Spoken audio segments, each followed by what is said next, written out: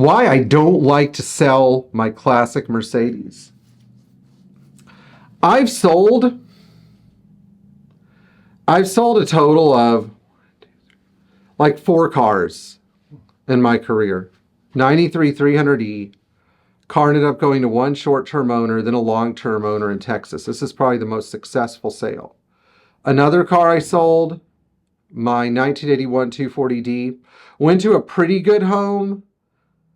I had to sell the car because I needed an air conditioning unit in my house. But the thing is, the car was never cheap enough or good enough. It's never cheap enough or never good enough for the owner. And if it has a few small problems, they'll contact you and put a lot of pressure on you to drive hundreds of miles to fix them, which I guess I can understand. I can relate, you know. I would want it fixed too. It's just no matter how many times you sell the person, hey, are you sure you could be self-sufficient with the car? Oftentimes, self-sufficiency is an ideal rather than a way of being. The third car, I can say this because my friend Rob bought it, 72 300 SEL 4.5. Rob did a lot of work to restore the car, but a tree still landed on the roof. And he did a lot more work to fix it. So go Rob. I mean, it could happen to anybody. But the car was perfectly fine here sitting in my shop doing nothing. I'm not saying it to bust anyone's balls. I'm just saying that when things like this happen because the car was sitting outside, it's, you know, it's a sad day. And then I think the fourth car... The fourth car has gone on to a good life with my buddy Stuart in Jacksonville, who also has too many classic Mercedes.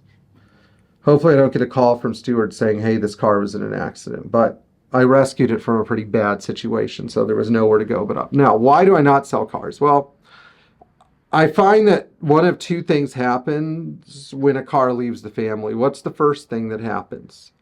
The first thing that happens is the person immediately regrets their purchase. The second thing that happens is they figure out their exit strategy with the car. The exit strategy might look like bring a trailer, Facebook Marketplace, begging people that they know, like the mechanic who sold it to them, to buy the car back. Something like that. It's very annoying. And I think about this scenario with the customer I had in the 6.9 he paid too much for on MB Market. A year later, he's bored with the car. He tries to beg them to buy it back for the exorbitant price that he overpaid for it, and where they weren't even the sellers. So he gets, you know, the guys at MB Market wrapped up in his own reckless decision after he's reupholstered the interior of the car. So that's the other thing. You know, people start modifying the cars and doing stupid repairs. They start taking the cars to other shops. Now, one of the cars I sold that I didn't tell you about was a 300 TD wagon. 6 months after I sold the car, she takes it, the woman who buys it takes it to a shop in Ocala. They bypass the monovalve and set the car on fire.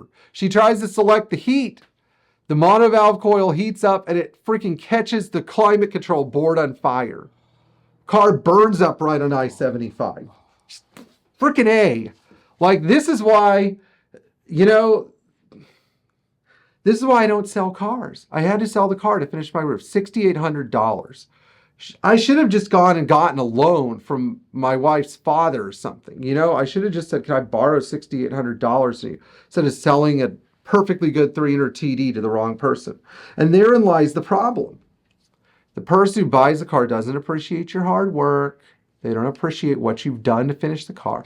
Oh, I bought this ready-made car. The only cars people really appreciate are the ones they've had to bleed, sweat, or pay out the nose to get right. One of the reasons that I appreciate all my customers' cars like they're my own cars is because I've had to suffer so much to get those cars right, to make them reliable and functional and safe and leak-free and airtight. One of the reasons that I raised my hourly rate, in fact, and this was a subtle effect, was because when people don't pay enough for something, they don't appreciate it. Before you take your priceless car out and start driving it in stupid situations, think of the fact that you just spent $20,000 on this thing. Maybe you will hold back a little bit. Maybe you will reconsider driving your car through Orlando at rush hour. Maybe. You know, maybe, just maybe. But even if the car sits in my unit, at least it's not getting destroyed. Give these cars to people to drive, you know, like, and they're just either going to bother me with it needs this or needs that. Why didn't you do X, Y, and Z for free before I bought the car? You know, or, hey, I'm sorry, I wrecked the car. I blew up the engine. I damaged this. I sold another car. I sold beautiful 280 SE. I sold it to a friend of mine in Southwest Florida, and his office guy buys it and wrecks it. 6-month window, damages the fender. He's like, somebody was weaving through traffic. Oh, you see somebody weaving through traffic at you? You freaking lay on the horn. Get out of the way. Drive up on the curb, you know?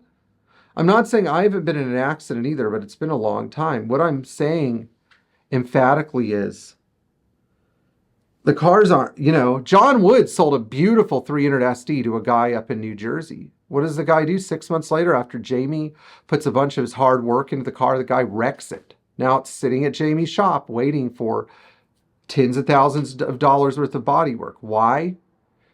Because people don't appreciate things. They're into having it. Oh, they don't appreciate the work I've done, you know? I have about $40,000 in an 83 300D I'm restoring. Is the car going to be for sale when it's done? No. No. Absolutely not. What am I going to do with the car?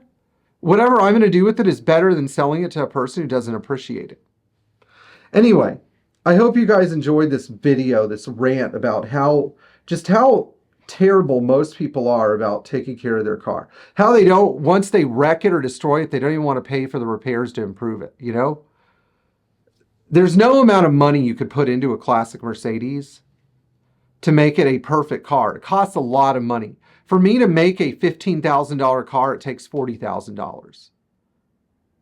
It's like the money isn't even worth it at the end of the day. You know, I'm not a wealthy guy either. I'm just saying I'd rather have the car. If I'm going to put that much time into it, I'd rather have the car. At least when there's a freaking hurricane, nobody's in the road because nobody can get fuel. I could drive to the diesel pump and fill my tank and drive for 400 miles. Anyway, I'll see you guys in the next video. Like, share, subscribe, tap the bell for notification. Thank you to all of our clients and Patreon members. And don't let friends and family borrow your car, okay? See you later.